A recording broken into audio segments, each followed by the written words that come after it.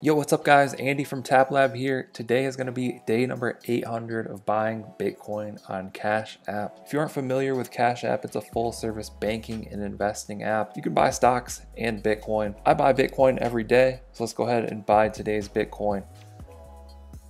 It takes literally less than 10 seconds to buy Bitcoin on Cash App. Just like that, we've purchased today's Bitcoin. If we scroll down here, we can see I own 0.0862966 Bitcoin. That's worth $5,339. So let's go ahead and do the math.